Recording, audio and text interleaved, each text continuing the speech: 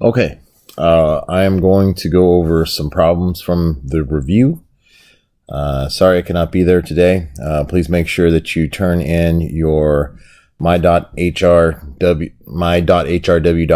assignments 12.2 and 12.3, and make sure that you prepare for the test on Thursday.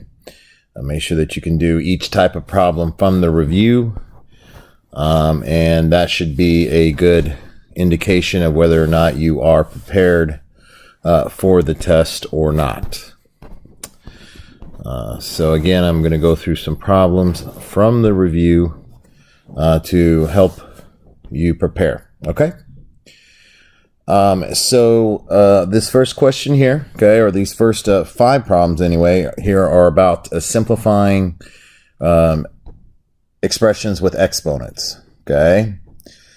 So for example, this problem number 1, when we have a exponent outside the parentheses, what we need to do is we need to make sure that we distribute it to each of the terms inside of the parentheses. Okay?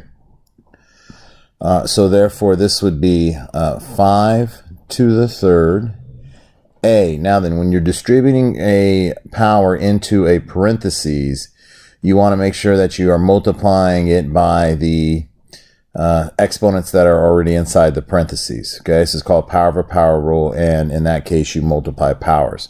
So 2 times 3 is 6, so that's going to give me an a to the 6th and b to the 3rd. Well, 5 to the 3rd is 5 times 5 times 5, and that is going to be equal to 125. Okay, and that would be the simplified answer there.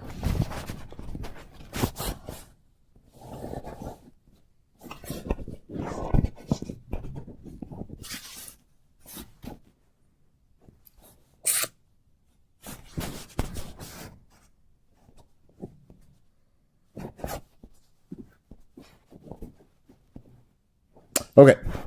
Now then on number 2, sorry about that. I just had to make sure that it was still recording. On number 2, negative 3x to the 0 power. Well, anything to the 0 power is equal to 1, so that's just going to be equal to 1. Remember that we don't want to have answers that have negative exponents in it. Okay, so on a problem like number 3, what we want to do, now the 4 doesn't have a negative exponent, so we don't want to drop it down to the denominator, but we do want to take this x to the negative 2 and drop it in the denominator, and actually in doing that, that will change that exponent from negative to positive. Okay? And then on number 3, this is another problem where you can see that we want to distribute the exponent into the parentheses. Okay? So we got y to the 1/3, k to the 4/5 raised to the 3rd power. So I just want to distribute that 3, multiply it by the 1/3, and also multiply it by the 4/5. Again, power of a power rule. You want to multiply those powers together.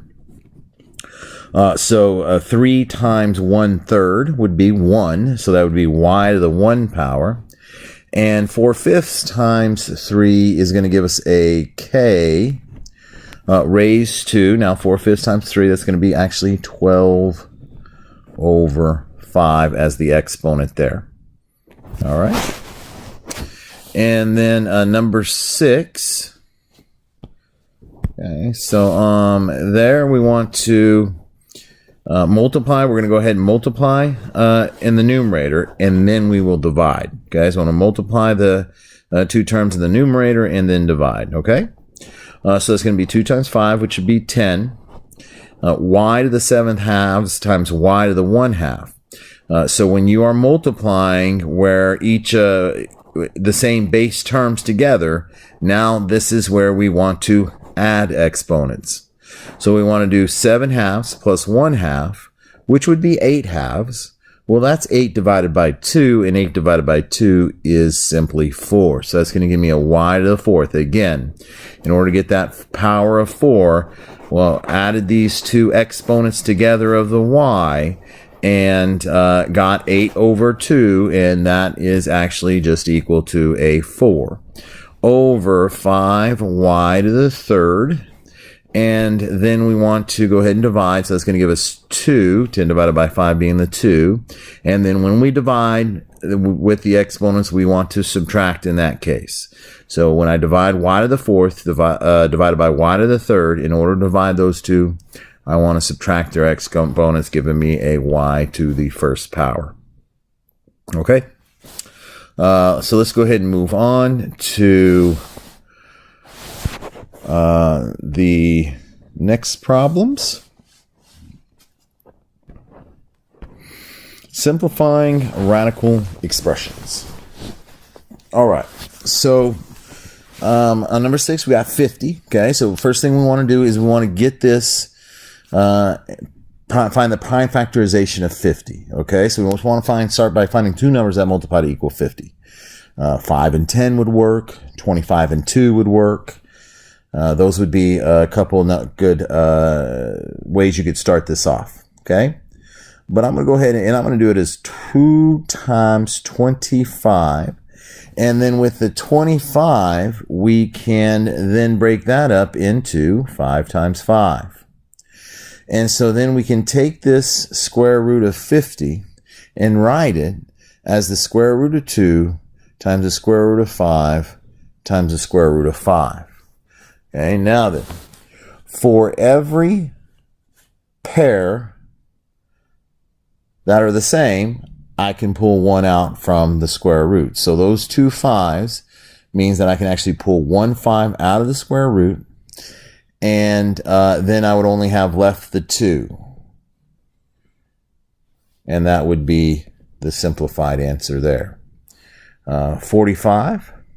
45 could be written as 9 times 5, and 9 is 3 times 3. So as the prime factorization for 45 then would be 3 times 3 times 5. There's a pair of 3s, so that means that we can pull the 3 out, and the 5 that did not pair up would stay on the inside. Okay? And then 85, let's see, of course, 13, what is it? 17 times 5 is 85. Let's see, is that right? Let's see, 18, 20 times 5, 19, 18, 17, yes. And 17 and 5 are prime numbers. So they cannot be broken up any further, and there's not going to be a pair that would match up in this case. So therefore, we would say that this is already simplified. There's nothing that we can do to simplify that. Okay, so that's just going to stay as the square root of 85. Again, why? Because the prime factorization of 85 is just 17 times 5, and so you don't have anything that would pair up that you could pull out of the square root, as we did with the 3s on the previous problem and the 5s on the problem before that. Okay? All right, so let's keep on moving here. Okay, so geometric sequences now. Let's clear this out here. All right. Let's see, for each problem below, determine if the sequence is geometric. If it is, identify the common ratio R. So if it is geometric, then I should be able to take a pair of consecutive terms and divide one of those terms by the previous term. And if it is going to be geometric, then I have to get a constant ratio, a common or constant ratio. So I need to check and see, is negative 109 divided by negative 9 equal to negative 209 divided by negative 109. Okay. And then is that going to be equal to negative 309 divided by negative 209? And those fractions are actually not equal to each other. If you take a calculator and you divide 109 by or negative 109 divided by negative 9, you get 12.11. So that first fraction here is equal to about 12.11. Okay, if I take the negative 209 and I divide that by the negative 109, that comes out to be about 1.9. So that is not really even close to being the same. So these things are not equal. So this is not geometric because it does not have that common ratio for successive terms. Okay. Now looking at 10, I would want to see there 18. Is that 18 divided by 28 equal to the 8 divided by 18? And is that then going to be equal to negative 2 divided by 8. Okay. And so, you would see here again that you're not going to get that constant ratio. 18 divided by 28 is about 0.64, and 8 divided by 18 is about 0.44. So again, we're not looking at, equal, constant, or the ratios of consecutive terms are not constant. So therefore, I don't have a common ratio. And if there is no common ratio, then we do not have something that is geometric. So once again, this is not going to be geometric on that one. Moving to problem number 11. Is 1 over 0.5, is that equal to 2 over 1? And is that equal to 4 over 2? And in this case, you are going to find that each one of these ratios is equal to 2 in its most reduced form. And therefore, this is geometric. And the common ratio is the 2. Okay. And then on number 12, you would also see that that is also going to be geometric. And the common ratio there, well, if I take negative 8 and I divide it by negative 2, I would get a positive 4. And so the common ratio on number 12 would be a positive 4. Again, if you take consecutive terms and divide one of those terms by the previous term, each time you do that, you would get 4, and therefore that is going to mean that it is geometric. Okay. So let's see what's next here. Okay. All right, so for 13 and 14, the rule is given for each geometric sequence. Use the rule to find the first 3 terms. Okay, so I want to know what f of n is equal to when n is equal to 1. In other words, I want to find out what f of 1 is equal to. I want to find out what f of 2 is equal to. And I want to find out what f of 3 is equal to. And that's really how I would do this for both 13 and 14. So in other words, I plug in a 1 for n, and I do the simplifying to see what that would come out to. For f of 1, for problem 13, we would have 1/9 times 3 to the 1 minus 1. Okay. Now then, 3 to the, 1 minus 1 is 0, so 3 to the 0 is 1, and 1/9 times 1 is 1/9. So the first term in this sequence is 1/9.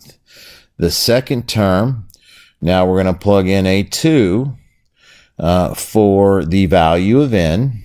3 minus 1 is 1, and 3 to the 1 power is 3, and 3 times 1/9 is 1/3.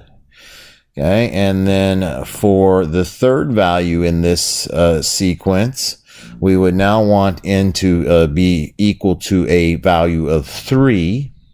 So that'd be 3 to the 3 minus 1. Well, 3 minus 1 is 2. 3 squared is 9, and 9 times 1/9 is 1. And so the first three values for problem 13, the first three values in this sequence are 1/9, 1/3, and 1. Okay?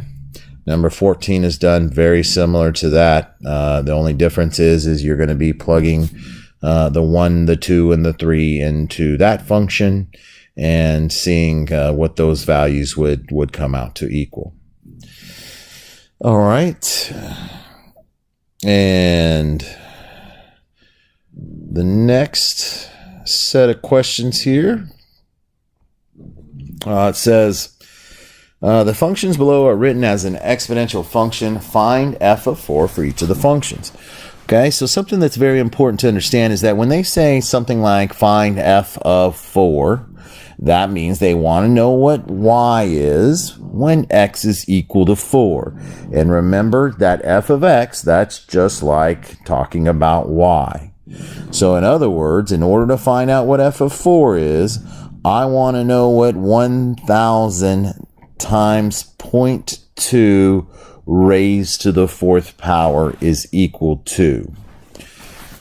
So this would be a calculation that I could certainly do on my calculator. So 1,000 times 0.2 raised to the 4th power. And it looks like that's going to be equal to 1.6. Let me just double check that to make sure that I'm using my phone here, and so I want to make sure that I have inputted that correctly. Yes, it does look like it's 1.6. Just verify that on your calculator.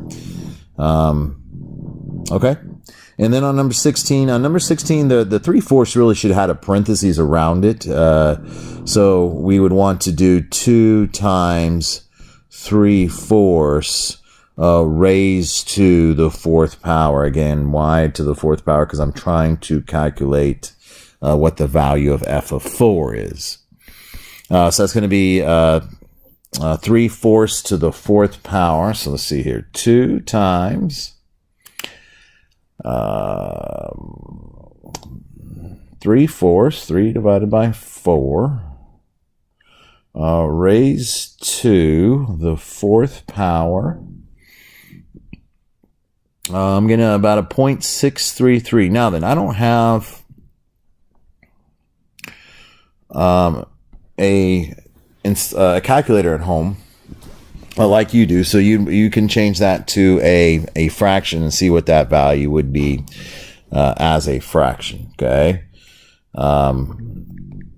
Again, I'm just going to double check here and see if that's the same answer I would get if I yeah, so approximately 0.633. Again, that answer is rounded off on your calculator. You would be able to get that answer as a fraction by going to math, enter. Okay, and next,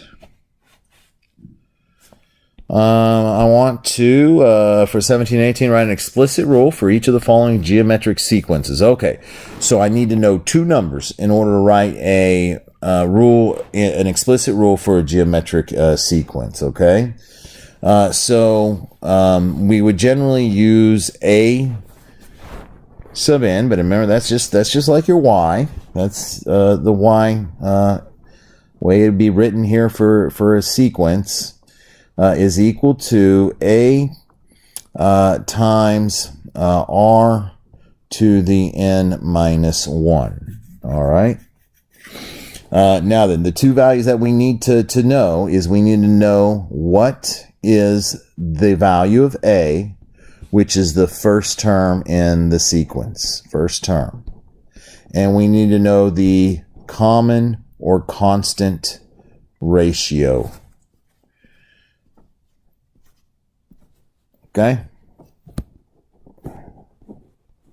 So common or constant ratio or multiplier, whatever you want to call it there. Okay. Now then, to find A, I just need to know what the first value in the sequence is. That's a 4 for problem number 17. That's simple. And then if I take consecutive terms and I divide them, 12 divided by 4, that would be 3. Well, 36 divided by 12, that's 3. 108 divided by 36 is also 3. And 324 divided by 3, by 108 is also 3. So that is telling me that my common ratio here is going to be 3. And then raise that to the n minus 1. Okay. And then for 18, we would start out at negative 12. And, well, let's see. What do we get when we divide consecutive terms? 6 divided by negative 12 is negative 1/2. 1.5 divided by negative 3 is, once again, going to be negative 1/2. So our constant ratio is negative 1/2. You can see that this is a problem where we get a negative value of r, which we haven't seen up to this point. Okay, but it doesn't change how we do the problem in any way. But you can see that value can be negative. All right, and then for the next problems, we want to write a function for each of the following exponential functions. All right, in order to write an exponential function, I need to know 2 values. Okay, these will be written in the form of a times b to the x. In this case, a is going to be the initial value, and that is the value of y when x is 0. Okay, big difference between a exponential function and a geometric sequence is that what that value of a represents. Now then, b represents the same thing. It is the common or constant ratio multiplier value. Okay, so common ratio, again, you can call it a multiplier. But it is what you would have to multiply one value in the table to get the next value in the table. You can find out what that value is simply, again, by taking a value in this sequence or in the table, in this case a y value, and dividing it by the previous y value. So I could go 6 divided by 9 or 4 divided by 6. Or 8/3 divided by 4. I could take any of these terms, divide one of the terms by the previous term. It's always got to be that way. It's got to be the previous term. And I can come up with that constant ratio. And that, for this problem, it's going to be a 2/3. Rounded, you always want to reduce to lowest term. So that's going to be the value of b. And we can see that we're told in the table, we can see in the table what the value of y is when x is 0. So that makes it actually quite easy to write this function. It's going to be f of x equals the value of a, which is going to be the 9, times the 2/3 to the x. Okay, and then on problem 20, the first thing I'm going to do here is I'm going to find the constant ratio. So I'm going to take the 1/5 value and divide it by the previous value of 1/25. Be careful how you put that in the calculator. Well, division by 1/25 is actually the same as multiplication by 5. So again, actually this would reduce down to a 1/5. Okay. And so that would be, in fact, the constant ratio here is it would be